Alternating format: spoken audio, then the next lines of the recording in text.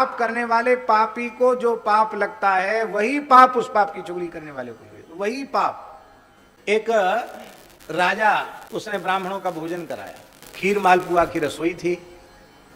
दुर्भाग्य से कोई सर्प उस खीर उबलती हुई खीर में गिर गया और वो मर गया। खीर विषाक्त हो गई, राजा को पता नहीं था। और लगभग 1000 ब्राह्मणों ने खीर खाई, उस सब के सब मर गए। 1000 ब्राह्मणों की हत्या लग गई। तो राजा बहुत दुखी हुआ, अन्न जल त्याग कर गंगा जी के तट पर बैठ गया कि अब प्रायश्चित तो मेरा कोई है नहीं, बस अनशन करके अपने प्राणों का ही त्याग गंगा जी के तट पर कर दूं।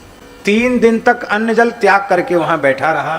चौथे दिन एक ब्राह्मण गया, उसने राजा से कहा, महाराज मेरी बेटी विवाह के योग्य है, आप धन दे दीजिए कि मेरी पुत्री का विवाह हो जाए।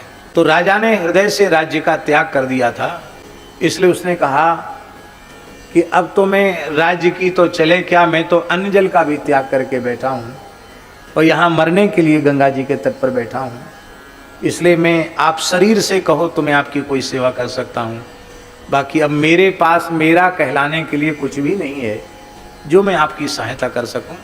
आप चाहिए राज्य में जाइए, जो लोग संभाल रहे हैं उनसे मांगिए, वो जरूर देंगे, तो ये मेरा प्रकरण नहीं है। इतना सुनते ही वह ब्राह्मण क्रोध से आग बबूला हो गया और उसने चिल्ला चिल्ला कर गालियां बकना शुरू किया। बोले, रे नीच दुष्ट, बड़ा भारी अनशन व्रत लेके महात्मा बन के यहाँ बैठा है, लंगोटी लगा के बैठा है, 1000 ब्राह्मणों की हत्या करने के बाद अब ये 100 चूहे खाए बिलारी जपने बैठी, अब यहाँ माला फेरने बैठा है। राजा ने सिर झुकाया, सब कुछ सुनता रहा, एक शब्द का भी उत्तर नहीं दिया।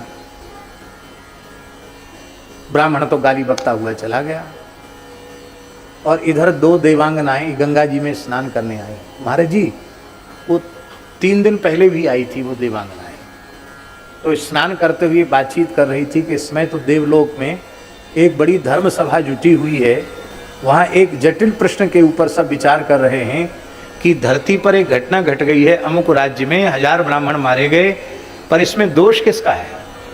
राजा तो परम ब्राह्मण भक्त था, उसका तो दोष है नहीं, तो ब्रह्म हत्या किसके सिर पे मढ़ी जाए? तो 3 दिन से लगातार सभा चल रही है कि किसके सिर पे ब्रह्म हत्या मढ़ी जाए, किसके सिर पर ब्रह्म हत्या मढ़ी जाए। आज अभी अभी निर्णय हुआ है। क्या? बोले वो 1000 ब्राह्मणों की हत्या एक ब्राह्मण के सिर पर मढ़ दी गई। राजा के कान खड़े हुए, किस ब्राह्मण के सिर पर? अरे बोले वही जो थोड़ी देर पहले गाली दे के गया कि 1000 ब्राह्मणों की हत्या करके अब तू भजन कर, स्वांग रच रहा है, ढोंग रच रहा है।